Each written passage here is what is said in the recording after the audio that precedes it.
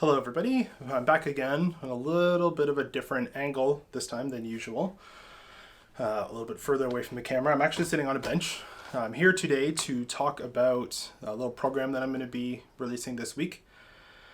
I discussed it a little bit at the end of my last video, but I don't know, not everybody's going to watch every video that I have.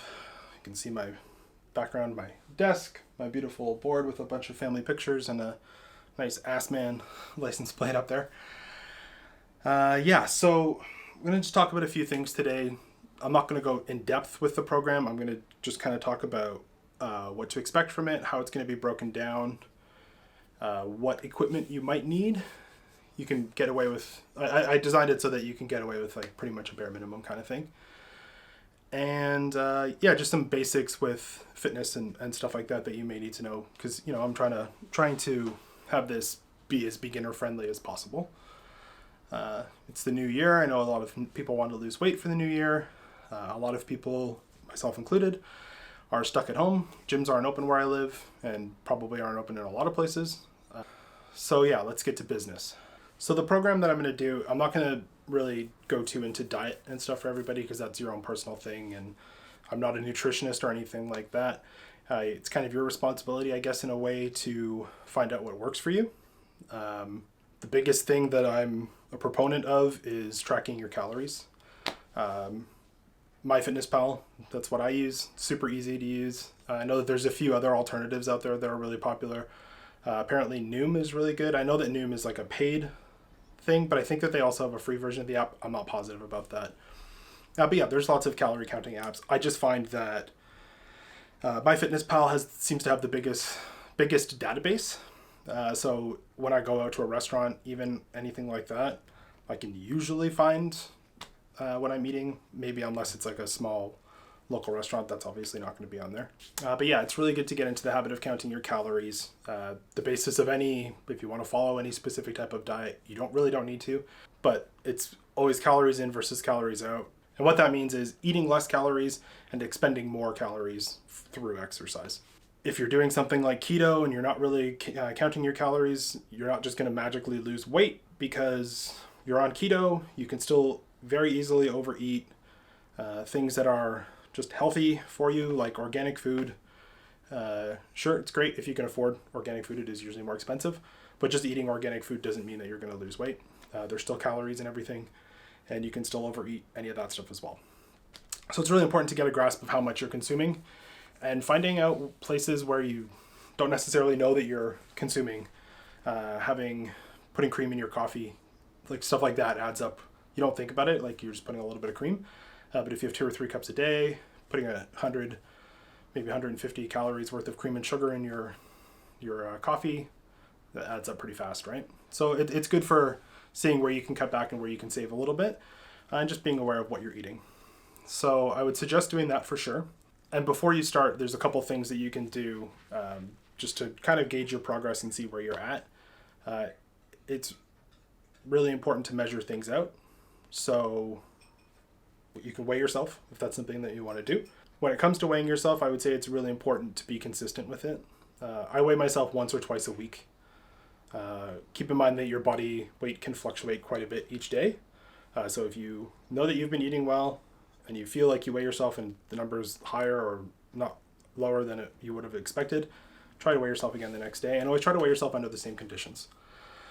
So I weigh myself in the morning, before I eat anything, and after I take my number 2. Seems pretty self-explanatory. They can add quite a bit of weight, so can your food. So just make sure that you're always weighing yourself under the same conditions.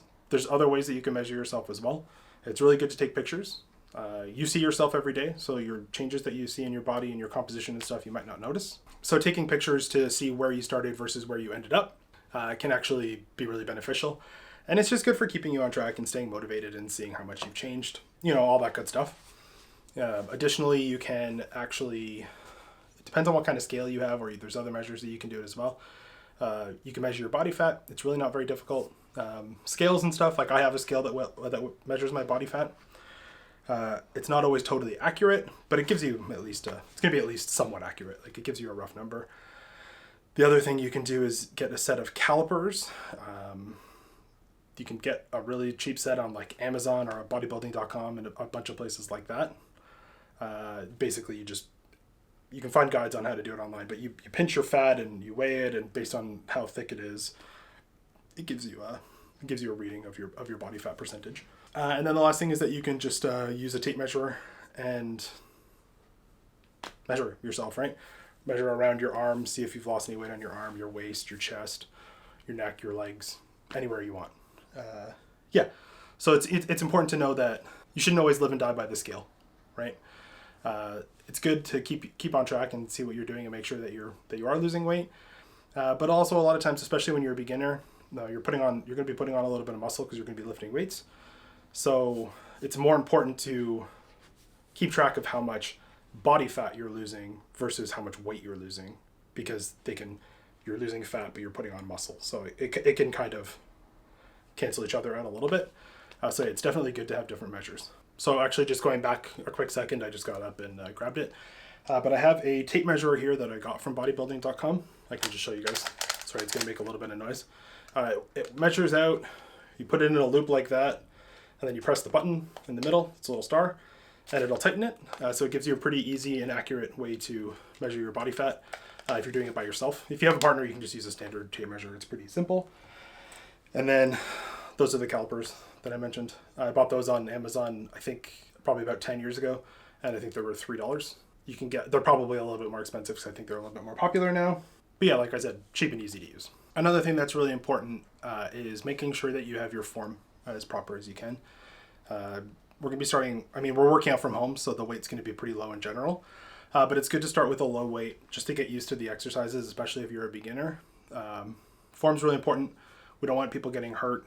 I'll do my best to go over the form, but we're on YouTube. There's literally hundreds of thousands, if not millions, of videos teaching you how to do specific exercises and how to tweak them and stuff if there's certain things that you want to tweak. But there's no reason to not have proper form these days. There's a lot of, like I said, a lot of resources, a lot of information out there, and you're going to get more bang for your buck, and you're going to prevent yourself from getting hurt. So it's definitely important to make sure we have those down. So I'm going to be going through the equipment that I have now here in just a sec. We're not going to necessarily use everything in the videos that I'm making this week, but there are modifications and alternate exercises and stuff that you can do. I think what I'm probably actually going to do is I'll have the core workouts, and I'll do a couple of, like for instance, I'm sitting on a bench. I know not everybody's going to have a bench. So the couple of exercises that we're going to use that do use a bench, I'll show you alternate ways to do those in the videos. So you can do those with bands or a couple other things you can actually do standing. So we'll go through those, like major things like that. I'm considering at the end of the week adding on an extra video that just goes through alternative movements, things that you can add on or things that you can substitute, just to customize it a little bit more. And like I said, if you do have access to all the equipment that I have, then there are things that you can substitute into your workouts. So let's get started. First things first, the thing that's easiest to get, disclaimer, if you don't have weights and stuff right now, because of COVID and everybody working out from home, weights are really difficult to get and are really expensive if you can find them. So the easiest solution is to get one of these. I'll link this one that I have specifically. Sorry about the noise, the bag's kind of a little crinkly. It's a resistance band set. It comes with a bunch of different stuff. You should be able to do pretty much all of my workouts with these. Again, sorry for the zipper. I'm just going to kind of take them out and show them to you guys. There's 5 different bands in here. I'm not going to take all 5 bands out. Each one's a different color. There's a 10-pound resistance through 50, so a 10-pound increment for each one. But let's just pull out this red band here, which I believe is the 50 pound. No, sorry, this is the 30 pound. So this one is right in the middle. It has attachments on both ends. You can put like handles. You can attach them to things. They're really versatile. You can double up bands. So if you're getting above, like if 50 pounds, because like I said, that's the highest. If 50 pounds is too light for you, you can double up and use a 50 and a 30, for instance, and it'll actually make it an 80-pound resistance. So there's stuff like that you can do. You can attach them to various household objects. I won't show it to you today, but I'll show it to you while I'm doing the workouts. I have a hook in my ceiling that's been there my whole life. I had something hung up there when I was a little kid. And I use that for some like lat pull down type exercises. You can also just use the door. Let me dig out the piece in here. Jumping ahead just a sec. this. So basically how it works is you anchor that in where your door, I don't know if you can see that well. You anchor that in where your door closes, and then you can attach the rope onto there to use it for some pulling exercises. I'll show you again when I can't really do it in my room. Basically, my door opens into my room, and my door doesn't lock. So you need to have, if you're using that, you want to have it set up against the way that your door works, so that you don't pull the door open and the band won't snap back and hit you in the face in the middle of your workout. So that's why I use the hook that I mentioned up there. So I will do a couple of exercises out in my living room and stuff like that where there is a door that I can use. But yeah, just make sure that you're doing that if you're following along. So moving on from the resistance bands, like I said, if you can get resistance bands, they're the most versatile. You'll be able to do most of the program with those. There are a few other things that I have. So kettlebell, it's a nice heavy one, so I'm not going to hold it up for too long. I don't use the kettlebell a ton, but kettlebells are super versatile and really good for having at home. I also have an easy curl bar. It's a 20-pound bar by itself without any of the weights. I'm not going to include this in any of the workouts, just because this is something that a lot of people aren't going to have. But like I said, I'll put some alternate movements and stuff in there that you guys can use if you do have access to one of these, or to just a standard barbell as well. In turn with the easy curl bar, just weight plates. I don't keep a lot. I keep 2 5s and 2 10s. These are a little bit easier to find than standard dumbbells are right now, I find. If you live in Toronto, or in the Toronto area, I guess, Fitness Depot has tons, and they're about $2 for a pound. So it's not super cheap, but it's as good as it's going to get these days. We use these in a couple of things. You can use it like when you're doing calf raises, it gives you a little platform to raise yourself up on.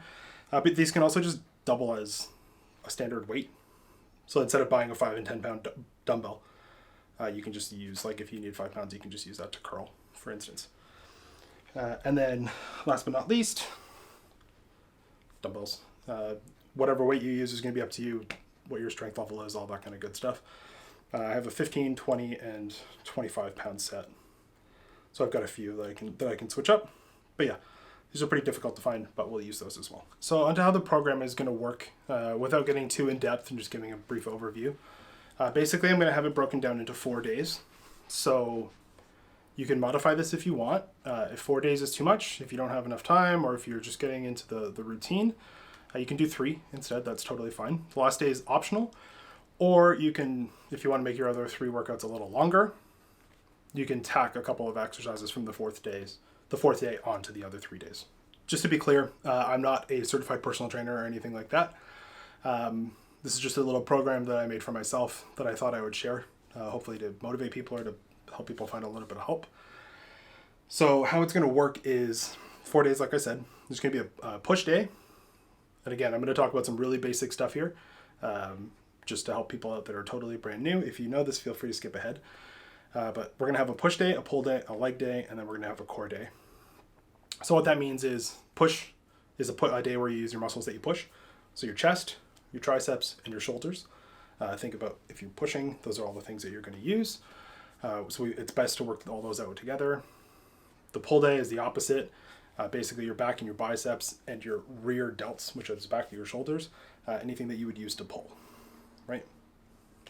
Then leg day, obviously, is leg day. It's pretty self-explanatory. And then the core day is just going to be working out our core. Different parts of the core and all that kind of stuff. If you want to, like I said, what you can do with those days is you can take a core exercise or 2 and just tack them onto the end of the workout. You can do core every day if you want to. You don't have to do a specific day for it. So there's a little bit of customization there. I think that I'll probably release a 5th video. I don't know if it's going to come out this week. It might be the following week with the alternate movements and stuff that I had mentioned. If there's a specific body part that you want to work out or you want to focus on, it's good to train it more than once a week.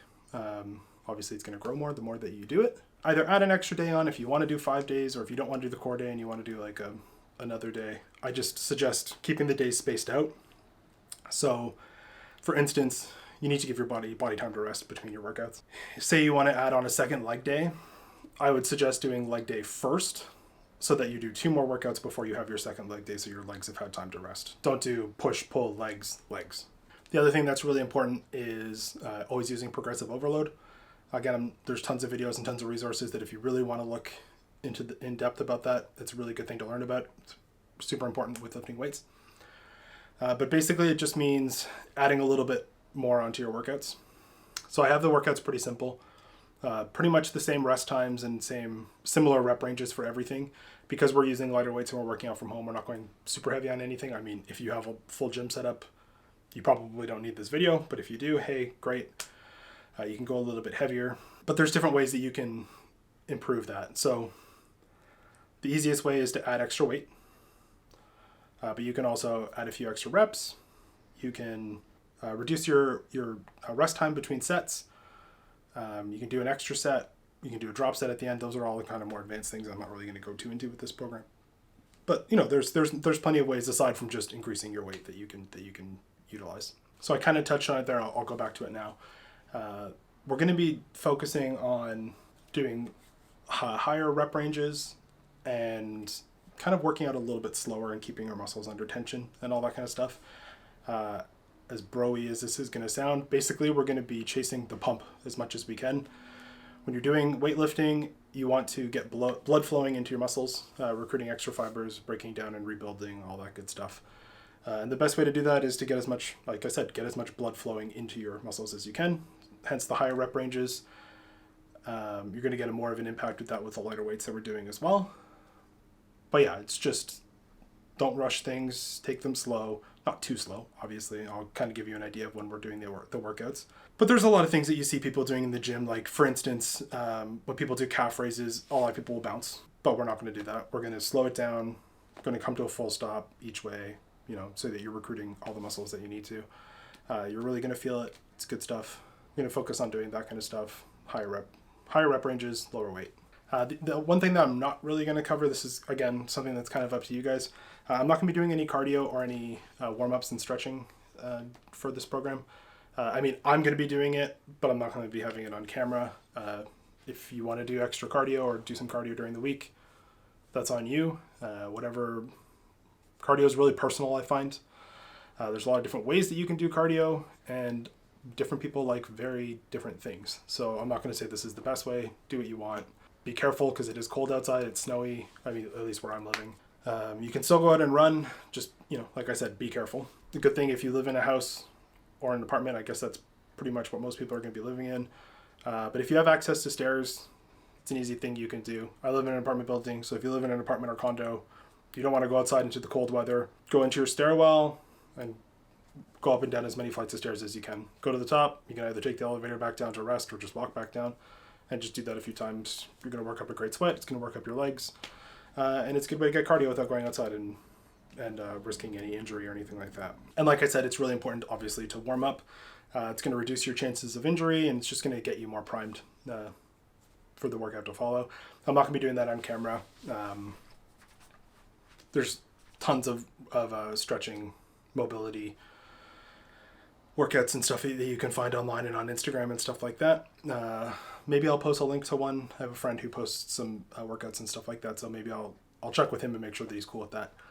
And I'll post a link to one of his mobility routines that he has on Instagram, which I guess kind of leads me to my last point. I'm going to be posting this stuff to both Instagram and to YouTube, but it's going to be a little bit different. So this video you're watching right now is the YouTube video. The YouTube videos, I'm going to be talking more and going in depth and showing you modifications and stuff that you can do based on your equipment, and talking about form and all that kind of stuff. I'm not going to be doing that so much on Instagram. I'm still going to post the workouts to Instagram, but they're just going to be videos with me not talking and literally just doing the exercises. So if you want the little bit of extra help, or if you need the little bit of extra help, come back to YouTube. But yeah, I'll post them on both, share them around, help me get them out there. Hopefully the program helps people out. Hopefully people are enjoying it. It's what I'm going to be doing for the next little while since I'm, again, stuck at home. Once the gyms open back up, I have no idea when that's going to be. I won't be following this program anymore. But I'll do some regular checkups, and maybe we can talk and see how things are going and how the plan is working for people. If you have questions, if there's anything I don't cover, if there's you want to know any modifications, you can message me on Twitter, or you can message me on Instagram. Instagram is probably the best way to get at me. But yeah, I'm always happy to help. I'm always happy to help people with modifications and answer questions and stuff like that if I can. But yeah, let's try this out and do it together, and hopefully lose some weight, get motivated, not just sit around on our asses all the time, achieve those weight loss goals, muscle building goals, and everything for the year. So that basically wraps it up. Like I said, I'll be posting stuff on Instagram and YouTube. The Instagram link is down below. There might be a couple of additional resources that I post to help out. I made a spreadsheet for my workout program, and I'll probably share that as well. I'll put it on like Google Drives maybe, and you can download that and fill it in yourself so you can keep track of what you're doing. And just kind of you can either print it out if you want to, or just have it on your phone or your tablet or your computer or whatever. I'll post that as well. Maybe put some additional resources on there too. Twitter link in the bio. Like, share, and subscribe. Keep tuned for this week coming up. Let's get out there or stay in here, I guess, and get some good workouts in. We'll see you soon. Bye, everybody.